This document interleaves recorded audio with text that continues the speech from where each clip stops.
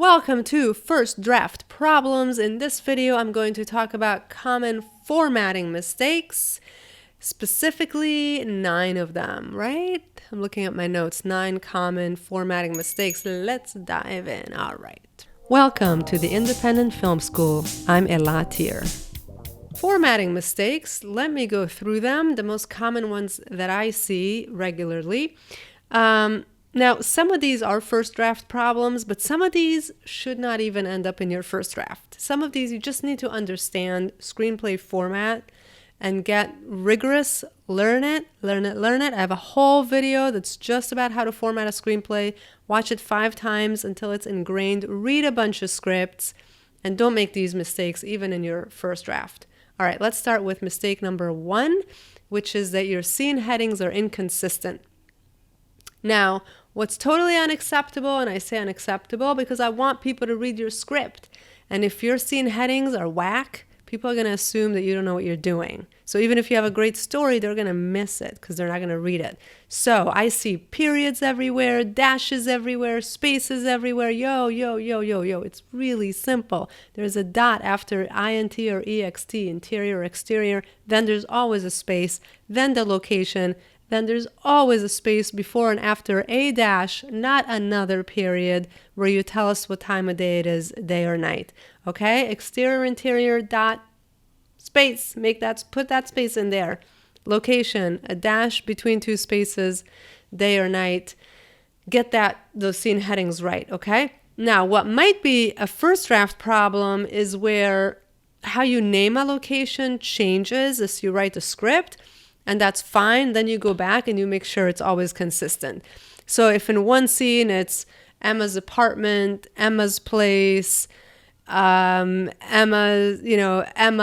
whatever it is, make sure you go through and you're like, it's always going to say Emma's apartment. So keep those scene headings consistent. Mistake number 2 with formatting is where the location is way too descriptive. Emma's apartment with 20s decor or something, just Emma's apartment. And then in the actions, you can tell us what the location looks like sparingly. Don't stuff descriptions into your scene heading. The scene heading is really meant for the assistant director to create a spreadsheet, basically, in order to schedule the shoot. So they just need to know, how many times are you in Emma's apartment? How many pages are we spending in Emma's apartment? They don't need to know what the apartment looks like. Mistake number 3, the last part of the scene heading should 99% of the time say day or night. Boom, okay? All those fancy early evening, late morning, da-da-da-da-dum. It's just slows down the reading, it bogs it down, and those scene headings, again, they're just to create a spreadsheet. The assistant director needs to know, are we filming this when the sun is out, or are we filming this when the moon is in the sky? That's what they need to know. Your director of photography will figure out with the director the subtleties of whatever beyond that. But as far as scene headings go, unless you have a really, really important reason to make it something other than day or night, just stick with day or night. Mistake number 4, actions are way too dense. Whoa, break down those paragraphs. A paragraph in a screenplay is usually 1 or 2 lines long. 3 lines is considered a long paragraph, and long paragraphs are frowned upon. They make readers unhappy because they make reading the script so much harder to do. There's a reason for the short paragraphs and all that white space.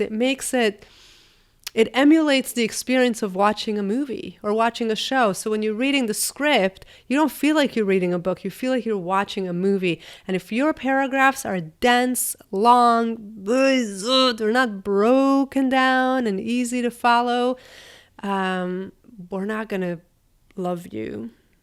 I love you, okay? So break down those paragraphs. Formatting crime, number 5. Yeah, I'm changing my language here. Parentheses that are embedded in a dialogue block. Don't be that guy. It bogs down the reading, slows it down, makes your reader unhappy. Parentheses get their own line. It just makes reading the script so much easier, lighter, faster. So parentheses have their own line. Never embed them. Promise me. Promise me. I've seen people make this promise and then do it again. Don't do this. Formatting crime number 6. I'm getting angrier and angrier as I go through these. Overuse of parentheses. Oh my gosh, every single dialogue block. Happily, angrily, while opening a bottle, as she sits, or even worse, entire sentences that go in there. She sits down at the table and grabs a grabs a cup or whatever, and then you have her, don't be that guy. No. Parentheses are one word, maybe two, and use them really sparingly only when they give us real information that the rest doesn't give us, that the context doesn't give us. If she says happy birthday, but she says it angrily, then you put it angrily, happy birthday. That gives us information we wouldn't otherwise have. But this is a common first draft problem. I want you to promise me you're going to go through your first draft and erase most of your parentheticals. Have I been saying parentheses all this time? I meant parentheticals. Mistake number 7, I've addressed it numerous times here. Lots of white space. We need white space. If your page looks like this and it's just like big dense things, dialogue blocks, actions, blah, blah, blah, blah, blah, it looks like a book, your reader is going to go to sleep. So a professionally written script looks like this. It's a lot of white space. Mistake number 8, I can't believe I see this, but I see it. Where a scene begins with a dialogue block, and I'm like, wait, what just happened? Who's talking? Who are they talking to? Who is in here? What's happening? Every scene begins with an action. You can call it an action or a description. They're interchangeable. But every scene begins with one. It just kind of sets the stage. Who's there?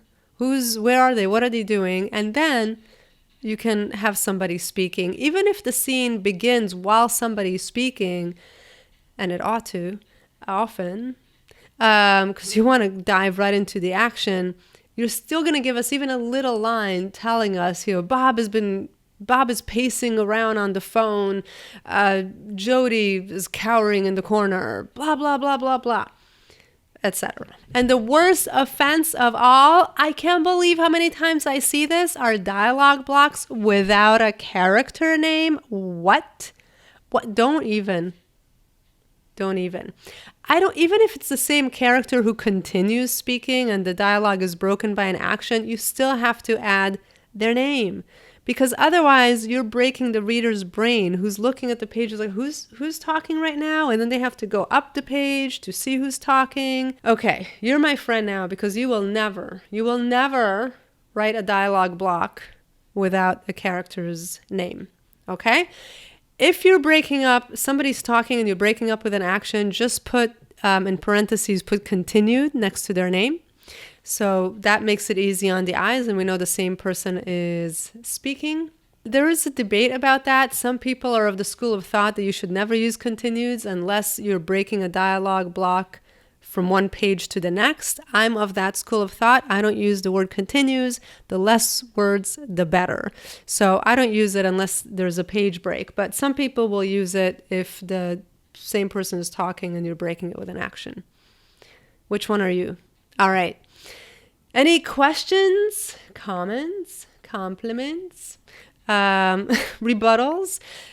Put them in the comments below. If I see a cool question, I will use it to create more videos. I'd love to find out what it is that you would like me to talk about. I'll do the best I can. All right. You've subscribed to my channel. You love these videos. It's time for that 90-minute masterclass where I help you eliminate writing blocks and arrive at your best screenplays. Join me at theindependentfilmschool.com. Link is below, and I'll invite you to my training. It is absolutely free. I'll see you there.